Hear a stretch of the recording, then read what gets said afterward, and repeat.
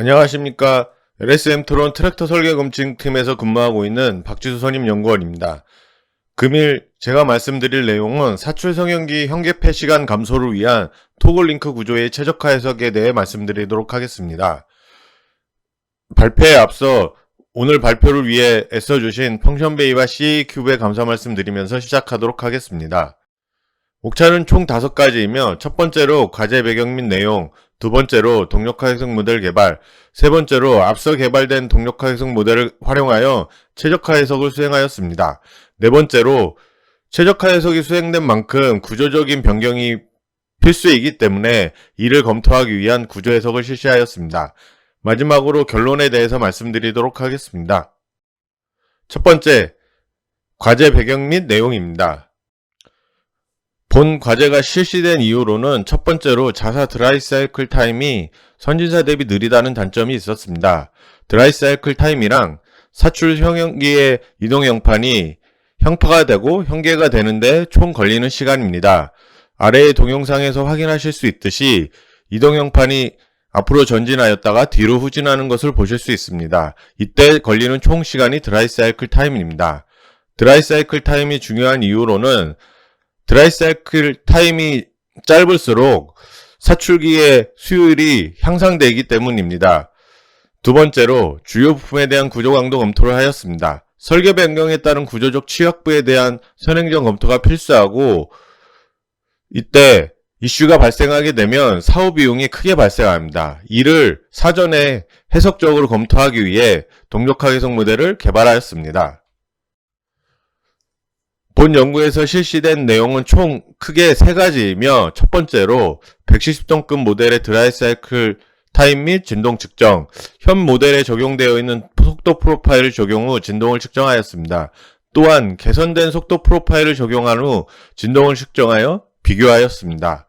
두 번째로 170톤급 사출 성형기 동력화 해석 모델을 개발하였습니다.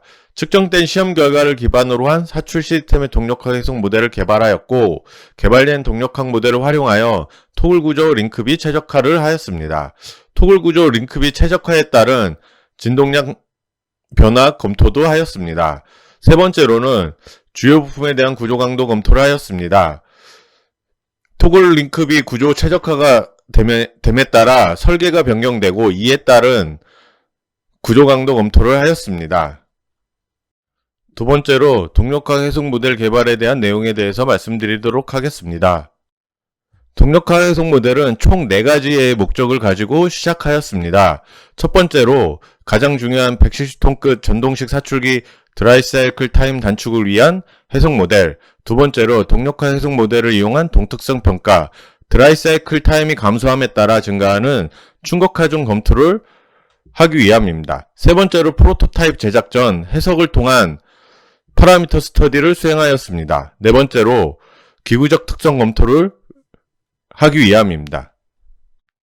동력화 해석 모델 검증을 위해서 진동을 측정하였습니다. 총 9곳의 진동을 측정하였으며 이 중 포인트 7번 Y방향, 즉 진행 방향의 가속도 값을 해석과 시험 측정값과 비교하였습니다.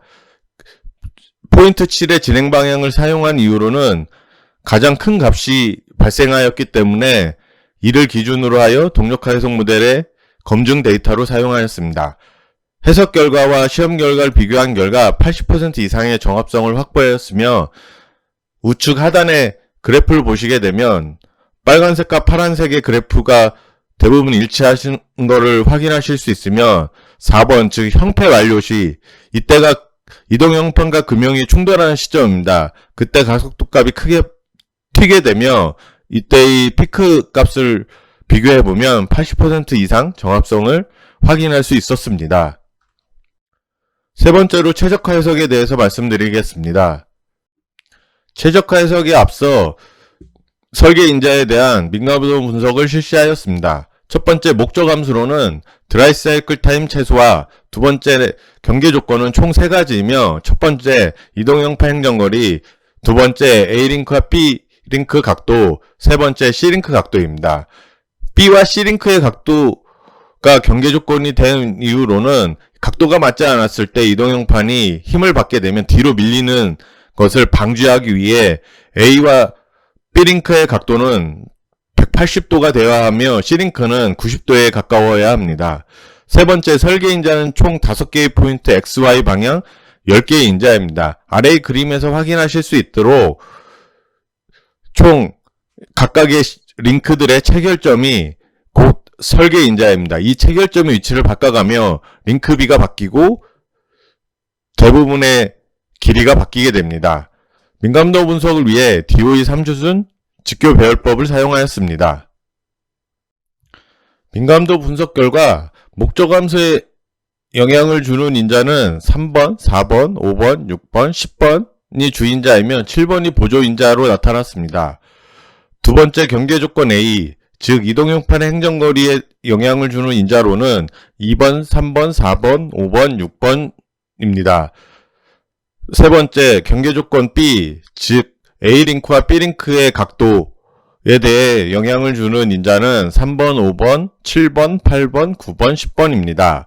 경계조건 C에 영향을 주는 인자, 즉 C링크의 각도에 영향을 주는 건 모든 인자에 대해 영향이 발생하는 것을 확인했습니다. 그래서 결론적으로 목적 함수를 좋게 하기 위해 필요한 인자와 경계조건 A에 영향을 주는 인자가 대부분 겹칩니다.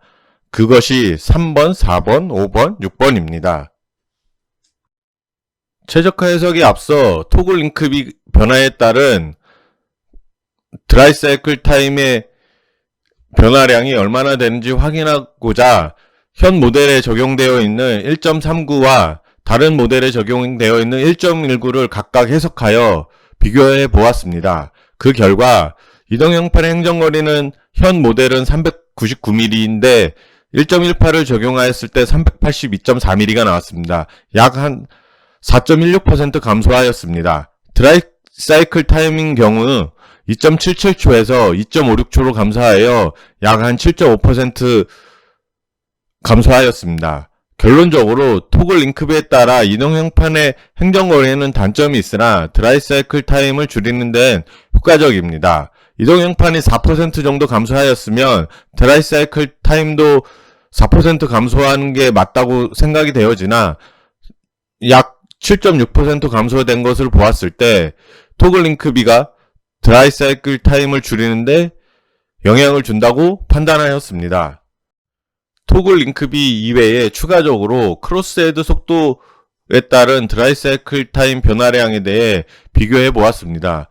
첫 번째로 460.8mm/s와 650mm/s를 비교하였습니다.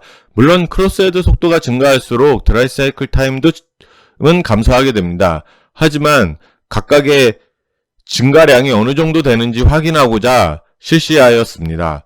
그 결과 2.77초에서 1.86초로 감소하였으며 약 33% 감소하였습니다. 본 과제의 목표는 1.7초이기 때문에 크로스헤드 속도와 링크비 변화가 필요함을 확인할 수 있었습니다. 결론적으로 크로스헤드 속도 변경이 토글 링크비 변경보다는 큰 효과를 얻을 수 있는 방법이기는 하나 크로스헤드 속도를 증가시키기 위해서는 구동 모터에 영향을 많이 받는 부분입니다. 따라서 두 가지 모델을 검토하기로 하였습니다. 최종적으로 토글 링크 구조 최적화 해석을 실행했습니다. 목적 함수로는 드라이 사이클 타임 최소화, 두 번째 경계 조건은 이동형판의 행정거리의 경우 459mm 이상, 460mm 이하, AB 링크 표짐각은 179도 이상, 180도 이하, C링크 각도는 87도 이상, 89도 이하로 설정하였습니다. 설계 인자는 총 4개의 포인트 XY 방향을 사용하였으며 이때 사용된 4개의 포인트는 민감도 분석 시 사용하였던 5개의 포인트 중 P3를 제외하고 4개의 포인트만을 사용하여 최적화를 수행하였습니다. 최종적으로 총 5개의 최적화 해석 결과를 얻었으며 그중 5번째 최적화 결과를 적용하기로 하였습니다. 첫 번째의 경우에는 설계적으로 도면을 그리고 확인해보니 간섭이 발생하여 사용할 수 없었고 두 번째 같은 경우에는 AB링크의 펴짐 각도가 180도를 만족하지 못해 사용할 수가 없었습니다. 세 번째는 또한 첫 번째와 마찬가지로 체결점 간에 간섭이 발생하여 적용하지 못하였습니다. 네 번째는 좀 다르게 4개의 포인트에서 3개의 포인트로 설계 인자를 줄여 시행해본 결과입니다. P2를 제외하였으나 드라이 사이클 타임은 현 과제의 목표에 달성을 하였지만 AB링크의 표진각이 맞지 않아 적용하지 못했습니다. 마지막으로 5번째를 최종적으로 선택을 하였으며 모든 원하는 경계 조건이 만족함을 확인하였습니다. 네 번째로 구조 해석 결과에 대해서 말씀드리도록 하겠습니다. 첫 번째로 리어 형판 하부 프레임 강도 평가입니다. 구조 해석의 경우 타사 프로그램을 활용하였지만 앞서 개발된 동력학 해석 모델에서 계산된 하중을 이용하여 경계 조건을 정의하고 수행하였습니다. 110톤급 리어 형판 하부 구조를 롤러 타입에서 소결 타입으로 변경 시 구조적인 안전율을 평가한 결과이며 롤러 타입 안전율은 1.35, 소결 타입 안전율은 1.46으로 소폭 상승하였습니다. 따라서 하부 타입 변경으로 인해 강도 문제는 없을 것으로 판단이 되나 형판 가이드바 근방의 강도 저하가 예상됩니다. 두 번째로 하우징 볼트 강도 평가를 하였습니다.